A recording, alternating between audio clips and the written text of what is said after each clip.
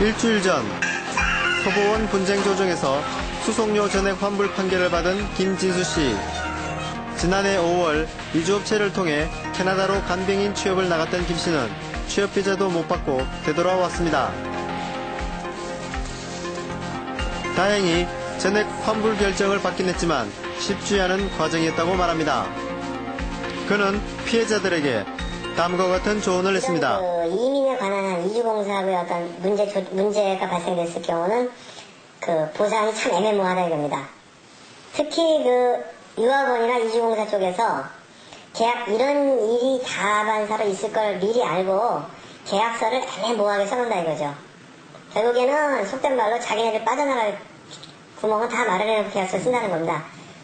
결국에는 소비자가 소비자 입장에서 하나씩 챙겨가지고 다 기록하지 않으면은 아주 난처한 입장에 놓인다는 거죠. 지난 1999년 해외 이주할 선업이 허가제에서 등록제로 바뀌면서 업체 수가 급증했지만 이를 규제, 관리할 제도적 장치는 미흡한 상황입니다. 이게 등록제로만 쭉 가면은 이게 전문 분야이기 때문에 그냥 영어만 하는 사람은 도저히 다룰 수 없는 그러한 복잡한 상황이 벌어졌을 때 그거를 고의든지 아니면 실수로든지 많이 일이 발생을 많이 하니까 그거를 이제 소정의 교육 기간을 거쳐서 교육을 받은 사람만 이거를 할 수 있는 그런 자격증 제도를 꼭 도입해야 되겠습니다. 이주할 선업체를 감독할 책임이 있는 외교통상부는 최근 발생한 사건에 대한 입장을 서면 인터뷰를 통해 이렇게 밝혀왔습니다.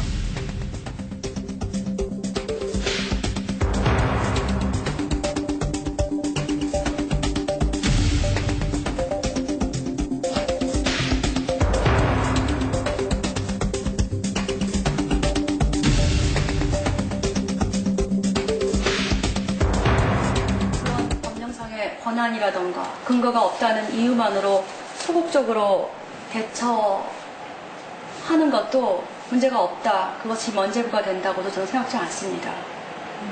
왜냐하면 이 케이스의 경우에 있어서도 영상한 측에서 예컨대 한국의 이주 알선 업체의 현지 담당 직원 등에게 사실상의 권고라도 해서 피해를 좀 확산되지 않도록 노력하던가 아니면 현지에서 이 사건이 대대적인 언론 보도까지 되었다는데 한국의 이미지나 위상을 고려해서 좀 적극적인 의지를 갖고 대처했다면 현 상황은 아주 달라질 수 있거든요.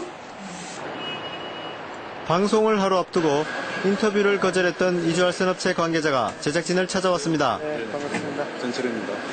사람들은 업체 측은 토론토의 트럭기사 전원의 취업이 확정돼 문제가 해결됐다는 반론을 제기했습니다. 늦어진 게 우리가 의도적으로 취업을 늦어지도록 만들어드리는 게 아니라는 거죠. 취업 비자를 받고 나서 그분들이 운전면허증을 다 따는 데까지 1월 말까지 걸렸습니다. 지금 현재 7명이 일을 하고 있고요. 그 다음에 나머지 분들이 지금 취업 하겠다라는 취업 고용하겠다는 확정을 받았지 않습니까? 그러니까 그 확정난 날까지 우리가 서로 좋은 마음으로 기다려 보자는 거죠.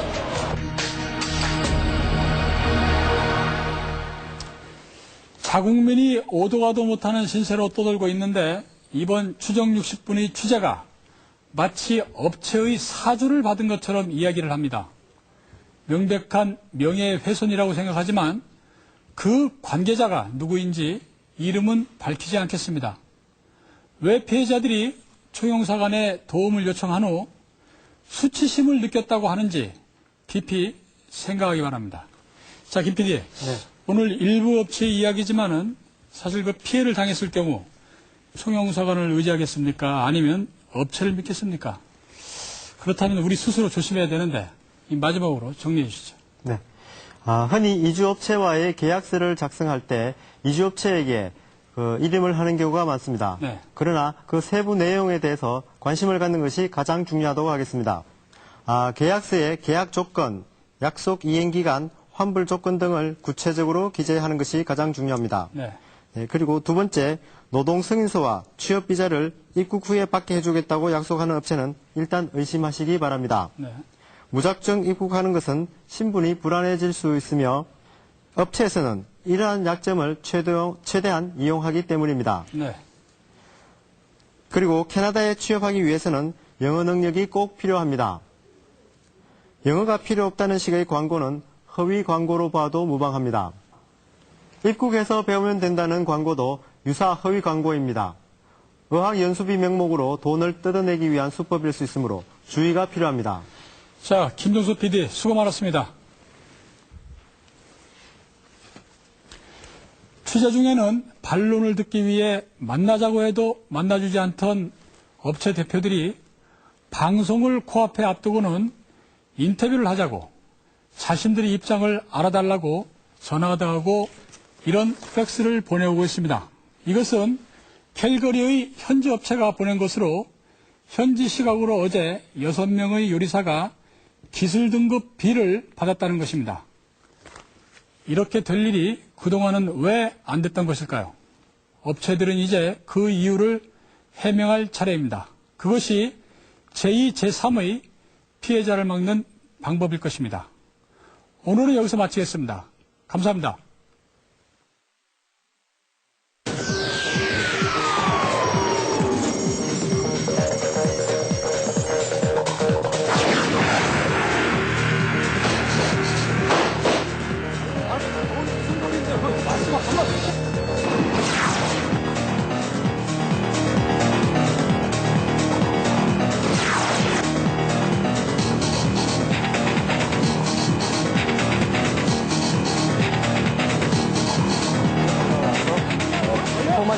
그러니까